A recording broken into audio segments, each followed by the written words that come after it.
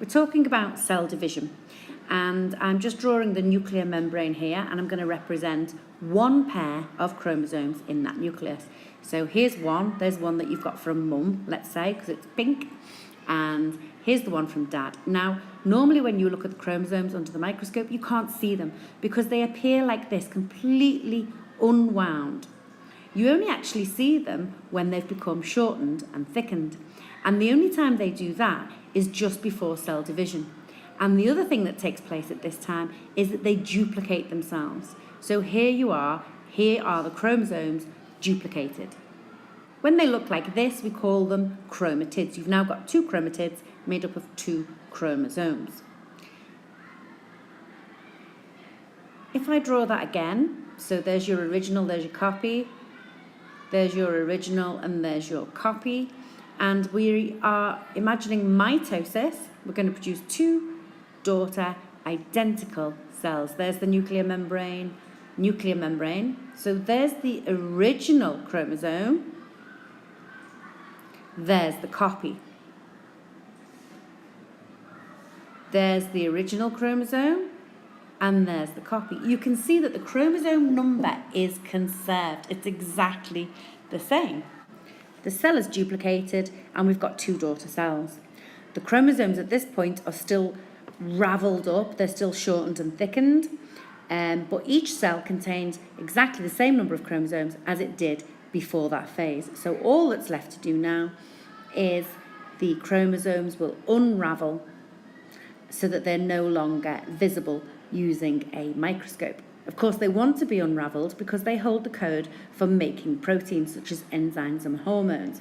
And if they were all scrunched up, shortened and thickened, we can't access the information. So by unravelling them, it enables proteins such as enzymes and hormones to be made from it.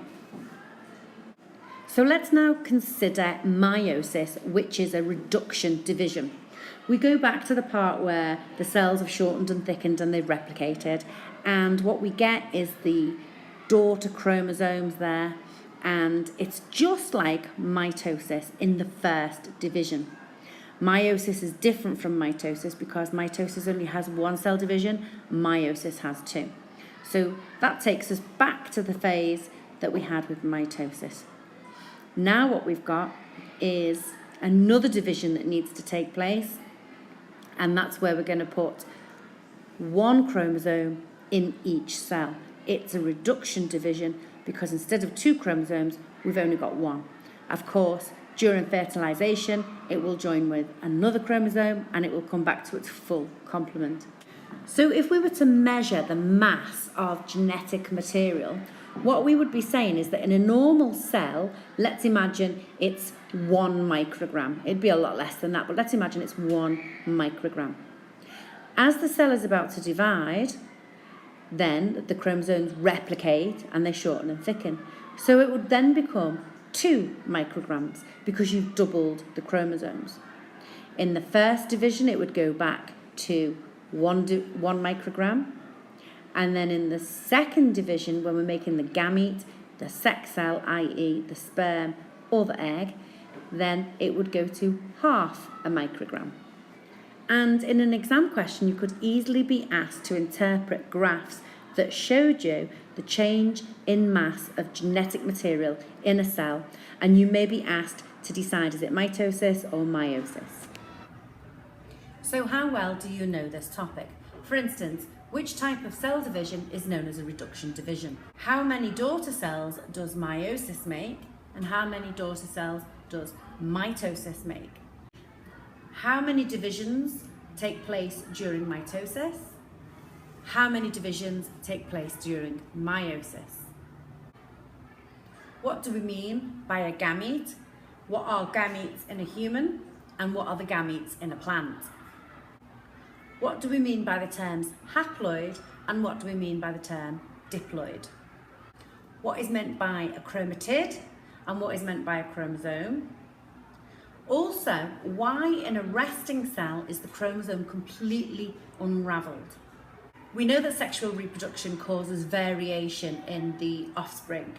How is that? Can you use the diagram of meiosis to explain how that variation occurs? How many chromosomes are there in a normal body cell? In other words, a somatic cell.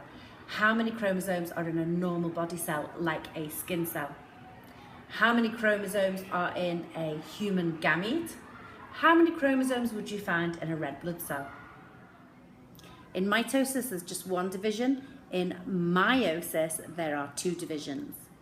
Okay, in answer to those questions, reduction division is meiosis because we reduce the number of chromosomes. Okay, mitosis makes 2 daughter cells and meiosis makes 4. Okay, so in a human, the gametes are the egg cell, and in the male they are the sperm. In the plant, the male parts contained in a pollen grain, and the female parts are the ovule. If a cell is haploid, it contains half the amount of genetic information. In other words, it's a gamete. And if a cell is diploid, it contains twice the amount of genetic information. So in other words, it's a normal somatic body cell. A chromatid describes the chromosome once it's been copied, and it takes on that characteristic kind of X shape. In the resting phase, the chromosome is always unravelled, because don't forget, chromosomes aren't there just to pass on information at the times of reproduction. Chromosomes are there because they are the recipe book of life. They contain the codes to make all the proteins that you need, such as enzymes and hormones. So they need to be unwound so that your body can access them and read the code. It's a little bit like tearing a page out of a recipe book, scrumpling it up and then asking somebody to make the recipe. You wouldn't be able to do it because you can't see the instructions. Well, that's exactly what happens when a chromosome coils and twists, and that's why it only does it during the stage of replication. Variation is caused in lots of ways during sexual reproduction, but very simply, if you just think about the permutations that can arise as one chromosome combines with another, or it might combine with the other one, all those different variations can create different individuals. And this is why you will look different from your mum and dad, not just because you have half the information from mum and half the information from dad. Clearly you look different from your siblings because you've got different halves of information. In a normal body cell, for a human, you would find 46 chromosomes, and therefore in its gamete, you would find 23. In a red blood cell, you wouldn't find any, because red blood cells are the only cell in the human body that don't contain a nucleus, because they just can't fit it in there. To keep its biconcave shape, there's no nucleus, and that's why they only live 120 days and they're recycled by the liver.